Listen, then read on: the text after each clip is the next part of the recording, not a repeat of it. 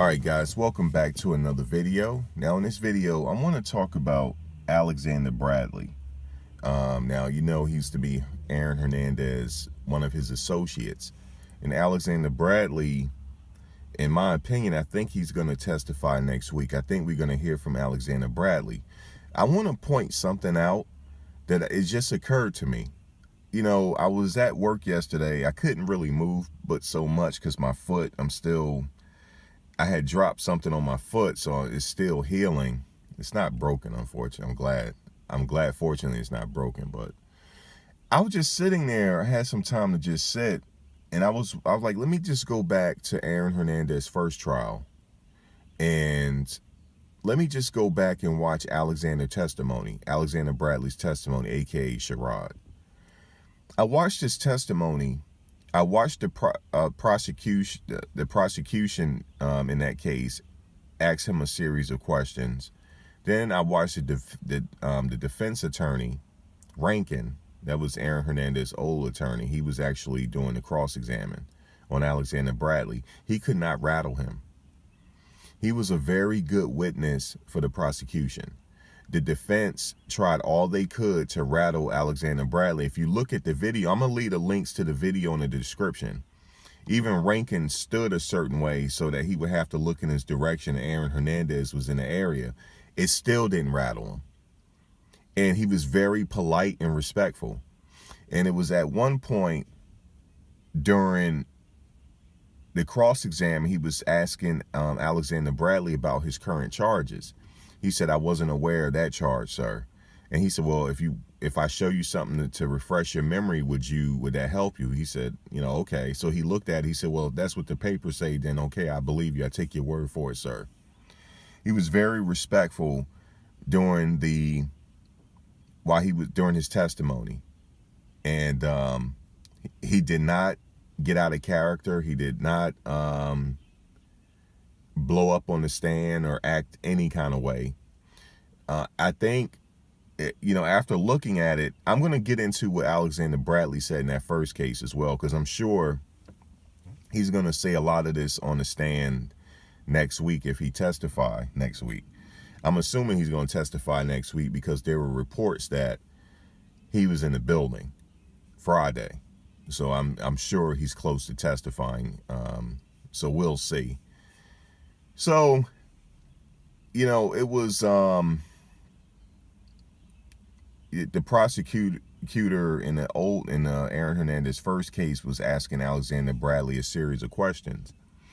He said, well, when did you meet him? He said, I met him around 2010. I met him right before he was getting ready to prepare for the NFL draft. And he said, what kind of relationship did you guys have? Were you guys friends? He said, no, we were kind of like, it was just a business deal. Aaron Hernandez would, get marijuana from me.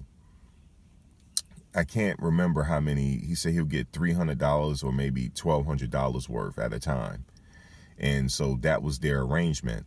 And he met Aaron Hernandez through mutual friends in Connecticut when he was living in Connecticut.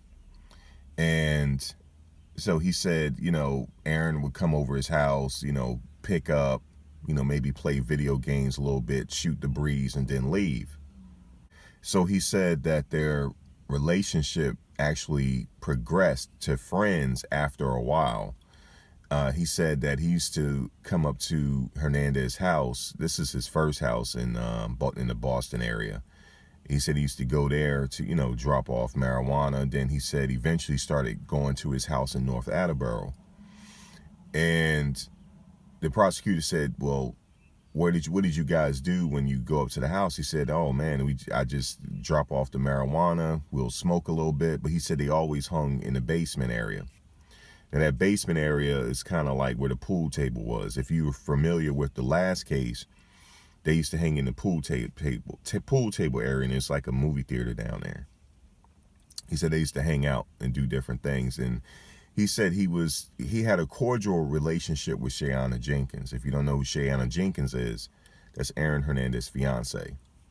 They had a cordial relationship, and he said he met her sister a few times. That was Odin Lloyd's girlfriend. And he met Odin Lloyd on a couple of occasions. He met Bo. Now, if you know who Bo is, that was Aaron Hernandez co-defendant. Well, not really co-defendant, but he was involved in the first case. His name is Ernest Wallace, but they call him Bo. And so he said it really, the friendship grew more into a friendship when Aaron Hernandez invited Alexander Bradley to Florida. They went on a trip together. So they went to Florida, okay. Then he said that while in Florida, you know, they hung out, and he said they went to Florida, I think he said it maybe a few times. And he said on one occasion, it was right before it was like a Super Bowl kind of party in Belgrade, Florida, he was invited to. They had went to this hotel, you know, to look at guns. This guy brought, his name is Papu. He may come up again, I don't know, but this guy named Papu, he was supplying Aaron Hernandez with a pistol or something like that. But what I noticed in that testimony, he didn't mention, what I noticed in that, he didn't mention the type of handgun that was used in the double murder. Okay, he didn't mention that gun at all in the first testimony. I'm thinking maybe because that wasn't admissible in court. But he didn't mention anything like that. But he said that, you know, I'm going to leave the videos in the description so you can take a look at his past testimony. And he said he used to do different things for Aaron Hernandez, like, you know, pick up clothes for him, you know, run different errands. They really turned into really good friends. They used to hang out.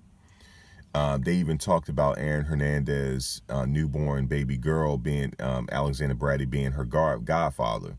So they became like kind of like more than friends. They were like kind of, you know, close and real close friends, like almost like family. It seemed like the way Alexander Bradley was describing it. Now, he said, yeah, like he said they were talking about him possibly being a godfather. And so Alexander Bradley has been around, you know, Aaron Hernandez for a while. He's been around. But what I noticed, what I took away from it, and like I said, I'm going to leave the videos in the description so you can take a look at it. What I got out of that interview was he was very calm. He was very calm. It was businesslike. He didn't get rattled. He didn't get rattled when Rankin was on cross-examining him. He did not get rattled at all. And even though he had charges, he admitted, so yeah, I have charges. But they also, I'm going to point this out. You'll probably see it in the video. They asked him, for your testimony, did you receive any kind of immunity? This is what I'm kind of having some conflict about, because he received immunity for the double murder trial. Okay, he received immunity that they cannot, you know, they're not going to prosecute him on a double murder. He received some kind of deal, though, in the first case. But he said that the Massachusetts prosecutors didn't offer him a deal. Now, I don't know how this works. Let's say something is going on with the deal portion here. My question to whoever, because I know some lawyers actually listen to me. I have a question for you. Alexander Bradley, this is my question. I am under the understanding that Massachusetts didn't offer him a deal. I believe Connecticut did. Now, could Connecticut work out a deal for him to put somebody away in another state? That's my question. Because Massachusetts are insisting that, and they're adamant about it, they didn't give him a deal. But can Connecticut give him the deal? Like, okay, I see that, you know, your friend is up for double murder in Massachusetts. We'll give you a deal. So we can make it seem like that Massachusetts didn't give you a deal, but we working in cahoots together. Can that happen? But the only reason why I question that is because Connecticut doesn't stand to gain anything from it. because Alexander Bradley has gun charges in Connecticut. And why would they be more lenient on him in Connecticut and he did a crime in Massachusetts? Because the two different states, unless they're in cahoots together, because it doesn't really seem to benefit Connecticut. So I don't know. Maybe I'm thinking, I'm trying to, if somebody is, because I know there's some lawyers that listen to me, you may know this. So if that's the case, let's say if they did work out a deal in Connecticut for Alexander Bradley to get less time, then, the only reason why they did it is because, Aaron Hernandez is on trial here. Maybe that's the case. But that's what I was actually researching. I'm like, can that happen? And I think that's happened before, from what I've read. So that's why, because everything is public information. Aaron Hernandez defense attorneys could say, hey, look, to the jury, Massachusetts gave this guy a deal. He has a lot to lose here. That's why he's here. But they haven't said that yet. So I'm kind of thinking that maybe Massachusetts called Connecticut and maybe worked out some kind of deal. I don't know. I really don't know. Or maybe Alexander Bradley went to them first. Like, listen, I know how to solve a double murder case. There's a couple theories here. I'm working on that theory as well. Like, when he got in trouble, he's like, listen, I'm trying to get money out this guy. He shot me in the eye, allegedly. He shot me in the eye. Here I am facing some time in Connecticut. I got to do something here. Look, I can help you out with a double murder case. Because if you remember, when in the middle of when Aaron Hernandez was involved in his first case, he got arraigned on the other case, the double murder case. So I'm always going back and forth with that. I don't know what's up with this deal. I keep hearing about a deal, but everything is public information, because when you go to different jails, when you get incarcerated, I learned this information from people that I know that's been in jail. They said when you go to wherever jail you're going to, wherever permanent prison you're going to, let's say if it's like federal or state, doesn't matter, they have what you call a paperwork party. They want to see your paperwork to make sure that you didn't give up any information to get someone locked up. They want to see your paperwork. They call it a paperwork party. And this is any jail you go to, any prison that you go to. This is any prison that you go to in the country. They want to see a paperwork party. So Alexander Bradley is giving up a lot here, because any prison he go to, his safety is now compromised. So he has a lot to gain and lose here, because when he eventually make it out to the street, he's going to be labeled as a snitch for the world, because the world is what, this is on YouTube. Anybody can go on YouTube and watch him testify against his former friend. So there's something going on with the deal. I just don't know. And I'm sorry I spent so much time on that, but it's just, I was just thinking about that. But getting back to Alexander Bradley's testimony, it was a very well put together testimony. He didn't get rattled, like I said, when he was cross-examined at all. He was very well spoken. Okay, this is all the things that the jury is going to be looking at. They're going to be looking at his demeanor. He's well spoken. He doesn't get rattled.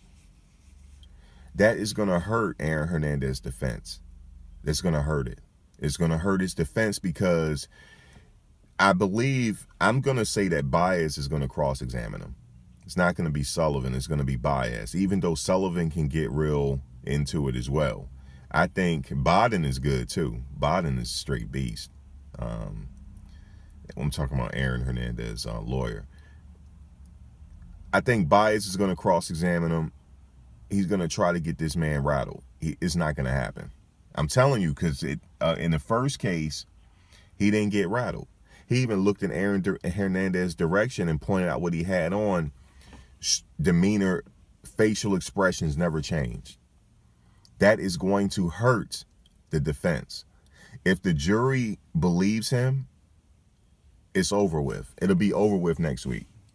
It'll be over before, I don't know. I'm not going to say nothing is over until it's over. I don't like to say that. But I'm just saying, I'm going to leave Alexander Bradley's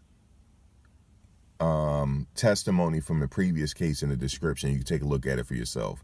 He did not get rattled one single solitary second at all. Never got rattled. Even when they told him, like, look, you're charged with this too. You're charged with this.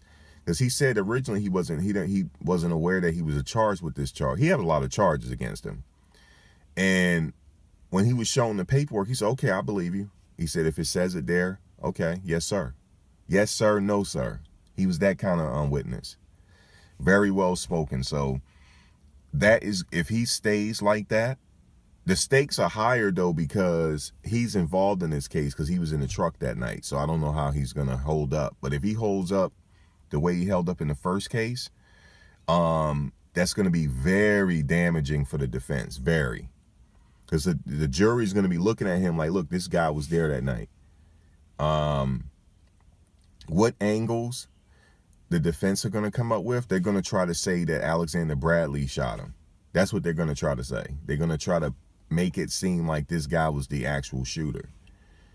But it's going to be up to the jury whether they think that if the jury is looking at his demeanor, if they're looking at the way he speaks, and if they're looking at how, you know, like I said, he doesn't get rattled and he's well spoken and he's respectful, that's going to be hard, man. They're going to take that in consideration.